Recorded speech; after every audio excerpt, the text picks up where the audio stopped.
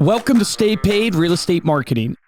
Unlock the secrets of success in the real estate world, where each episode delivers valuable tips and strategies to elevate your marketing game and help you succeed in both life and business. Brought to you by Reminder Media. Welcome to Stay Paid. My name is Joshua Stike. And I'm Luke Acree. And hiring people for your team can be one of the most make or break activities for your business. Getting the right people on the right seat, on the right bus, is what author Jim Collins considers to be one of the 9 most defining characteristics that distinguishes good companies from great companies. So today we're going to talk about how to hire incredible team members for your business and what to look for in high achievers. Yes, you will not do anything big or anything great ultimately without other people. Yeah. You never, so if you're alone right now, a solopreneur, you're probably doing awesome things for yourself. But if you think about the impact you make on the world, you're going to need other people. And sometimes if you're a solopreneur, because we have a lot of solopreneurs listening to this, it's not just about hiring employees for your team. It's about how you develop the partnerships that you have. How do you pick the team members? How do you pick the mortgage person? How do you pick the, financial advisor? How do you pick the inspector? How do you pick these people that are going to partner with you for you to lead them? Because hiring people is all about leadership. Yep. And we have had our share of terrible hires. Yeah. We have learned a lot over the years. Shame on us. We're not the best at it. We're still not the best. We have about 300 people, a little over, I think now. And so we've hired a lot of people. We've done a lot of interviews. Yeah. And I think one thing I would share with people growing a company is I read a book, Ready, Fire, Aim, and one of the points he made is you will lose 50% of people a year a lot of times. And I think there's a myth out there about I hate to call it the churning of people, but the churning of people. Yeah. So if you find yourself today where you've hired a bunch of people, you've lost people, that's actually the process. Right. I have not met another entrepreneur, could be wrong, comment on the video if this has not been your journey. Yep. But every entrepreneur that I talk to that has built anything at scale loses a ton of people because it's the natural process. So how do you get good at selecting the right people? Because in that book, Ready, Fire, Aim, it talks about, you're going to lose maybe, let's say 50% of your people a year or something like that, which is high, right? But this is for effect. I think the 50% that stay, those are A players.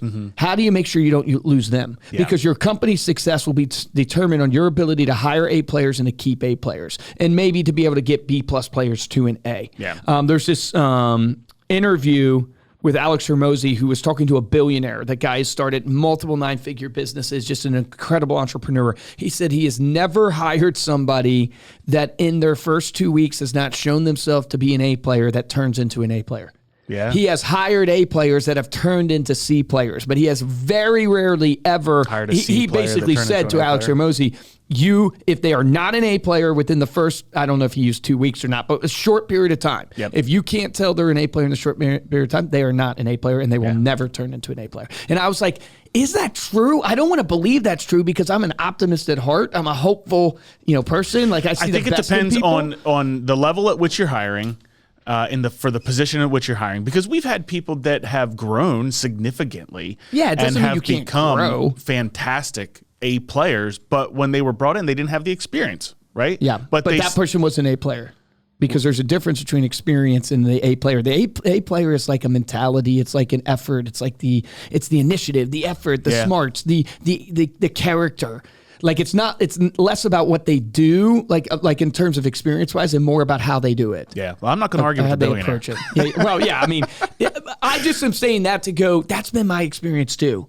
Yeah. But my optimism in me wants to believe, and everybody wants to believe. It's been my experience as of late when we know exactly what we're looking for. Yeah. When you know what you're looking for, you know what you need, and you can start to see those signs early on, But which is going to touch on one of your points. The reason why I'm mentioning it though, people don't want to talk about that. Yeah. You know what I mean? Because it feels like, oh, that's terrible. It feels very judgmental, or it feels I don't know if but it's that's the judgmental. raw. Yeah. You're right. It's real. probably not judgmental. It's real. Yeah.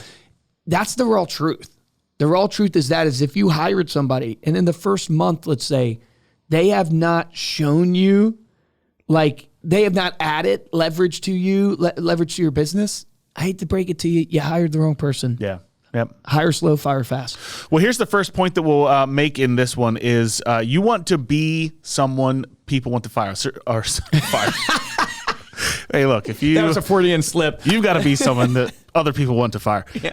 Sometimes you might. Sometimes it might take that. Sometimes. Be a leader that people want to follow. So if you're looking for hiring incredible team members, you first have to look inward and be someone that people naturally want to follow. It all starts with the person in the mirror, right? The greatest leaders are the ones people want to follow. Yeah. And 9 times out of 10, when I look at who I've hired and I failed, I look at it was me. I was the problem. Yeah. Because if I was a better leader, if I was better at picking, if I was better at defining expectations, if I was better at inspecting, if I was better at all these things, I probably would never have hired them in the first place. And guess what? I wouldn't have wasted some precious time of their life and wasted some precious time of my life. Yeah. But it starts with me. Am I the type of leader that people want to follow and the type of leader that is able to select the right A players for the team? Well, greatness wants to align with greatness. And so the best football players want to go play for the best football coach. The best college players want to play for the best college coach. So naturally, the best talent is going to want to work for the best leaders.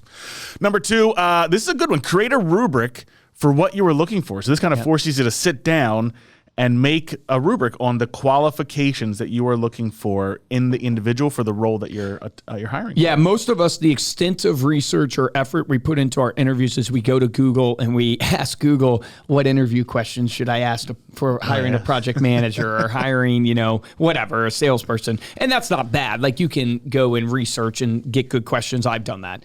But it's really sitting down and having the discipline to map out in advance what character traits am I looking for in this individual, and what is it that my expectation is for this type of individual that I'm grading them on? Yep. And asking the exact same questions to every single candidate. Yeah. Because a lot of times we ask different questions to different candidates. And it's not bad because you have to dig deep into their history, so you might get a little nuance there.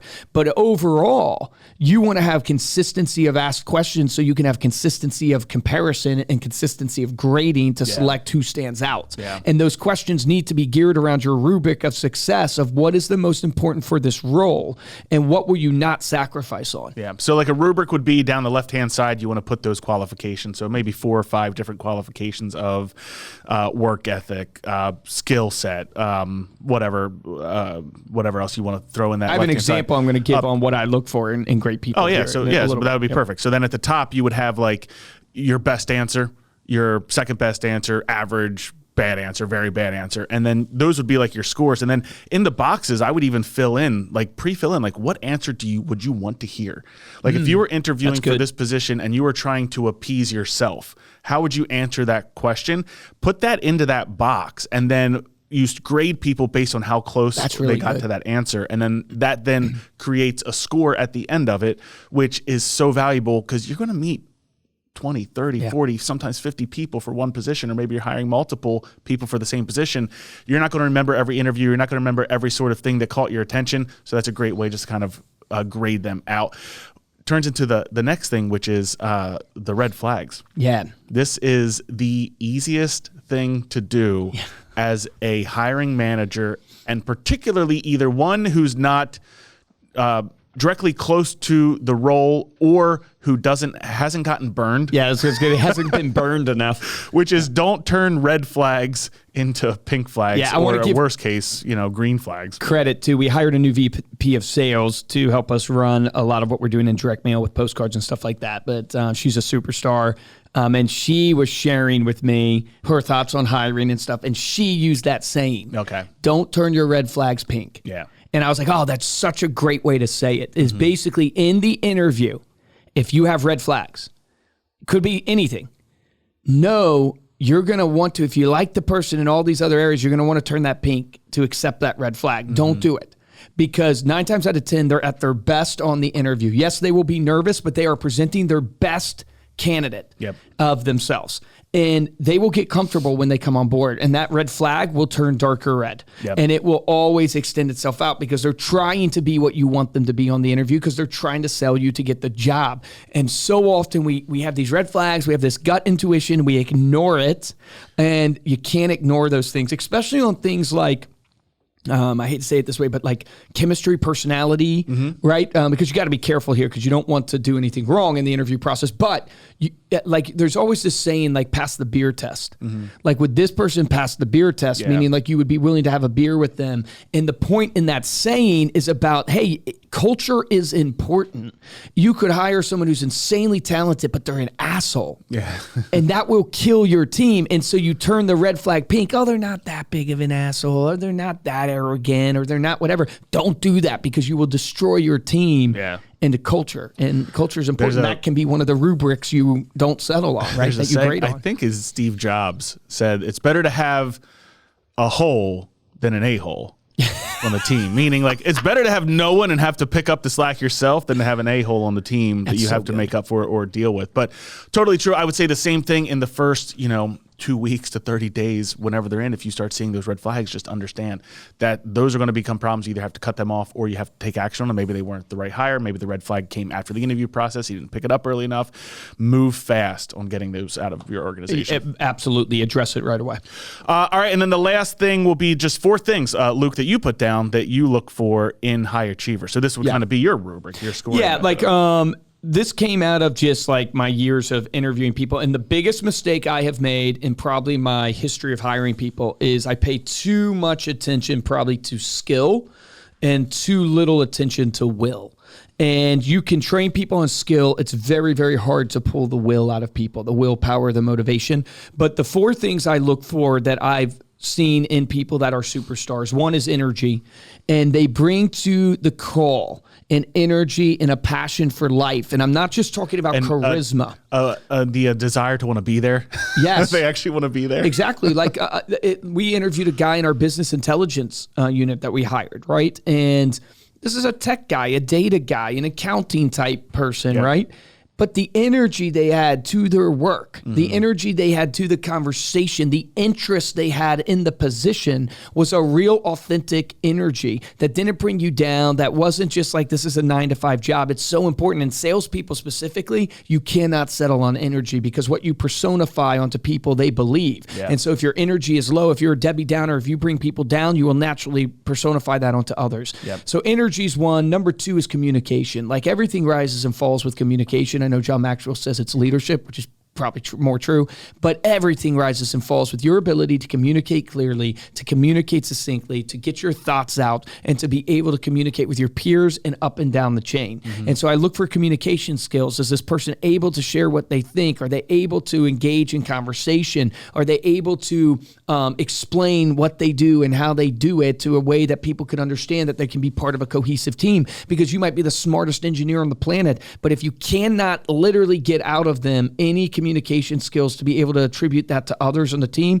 well, we know what that ends up as because we've had a lot of failed engineering projects here, or software projects, I should say. Yeah. And so communication skills is another one.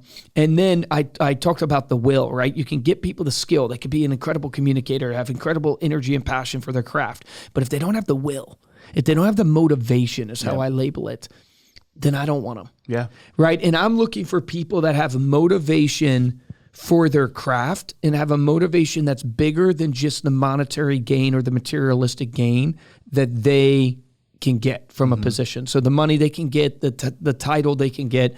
I want people who are motivated by something that's inside of them that whether I'm there or not, they're going to do a kick-ass job, right? They are motivated to do this because they have a why that is bigger than just what Reminder Media provides them. Yeah. And then number 4, and this is the most important, underline this, never turn a red flag pink in this. Make this the highest score in your rubric is character. Yeah. Is character. I've just hired too many people where I realize, oh man, you're just too selfish. Like you care about yourself more than you care about the greater good. Yeah. And it's like, oh, I can't win with you. So now I have to box you in because you care too much about yourself. Yeah. And it's like the people with character, it's just amazing the difference. Yeah. Because there's not only a moral compass there, but there's a caring for others there. Yeah. And you can get a lot of star players that don't care for others. Definitely one of the categories where you have to have your radar high to be able to pick out the red flags, because no one's obviously going to show up to an interview and say, oh, yeah, well, I have bad character, give you examples of where they didn't show character. But the ability to do what you say you're going to do, the ability to work with integrity, the ability to value the greater good and their role in it. Like, these are things that you can dig into. Some simple ways, right, is one, how do you give back? Does the person give back any area in their life? Another way is tell me about some of the hardest adversity you faced in your life and how you overcame that, because it's going to teach you about their mindset and not only their will, right, and motivation, but it's going to teach you about how they think about life. The other is tell me about basically a problem that happened, right? When you're getting them to tell the story of their life and their business, hey, where's a place you failed? And then how do they talk about that failure? Do they take extreme ownership? Do they see how they could have improved, or do they blame external circumstances? They blame others. So there's ways you can ask questions to understand how this person shows their character. Forcing them to like answer questions like, what did you think of your last boss? What could have been done better at your last company? Like, those are areas where you just have to listen to the subtleties of the words that people use to be able to pick up on some of that. And then also, like, did they stick things out? Right? Because a person of high character, it doesn't mean you can't jump from a job to another job. It's just they see things through. Like, your yes is your yes, your no is your no. When you say you're going to do something, you do it.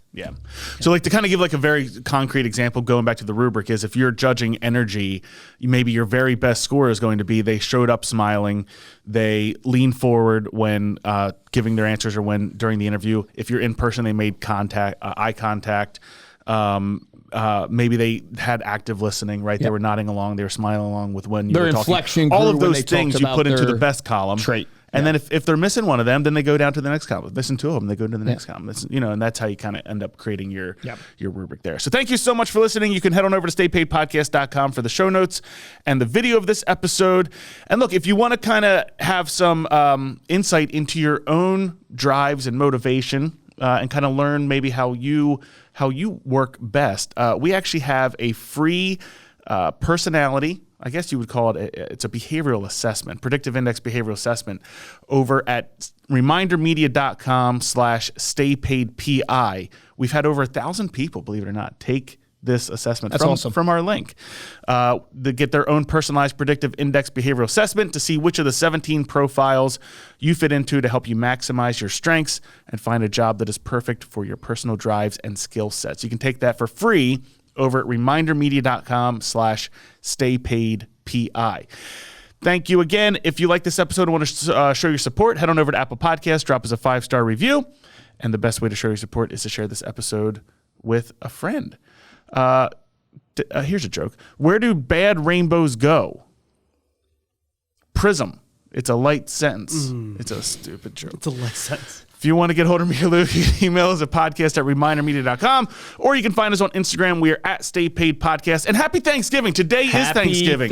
We missed that in the beginning. We had our Thanksgiving episode last week, but just wanted to say thank you to everybody who listens. Love you. We appreciate you. Absolutely. For this episode of Stay Paid, I'm Joshua Stike. Guys, I'm Luke Acree. This is by no means an all-encompassing list of hiring great people, but there are definitely things that we have learned over the years in trying to hire top AA players for our team. My action item for you in this episode is simple.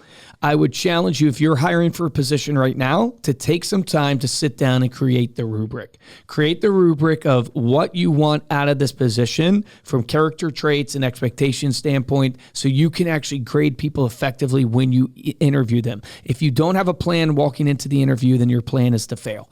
Remember, the difference between top producers and mediocre producers in every industry is top producers take action. Take action on that today.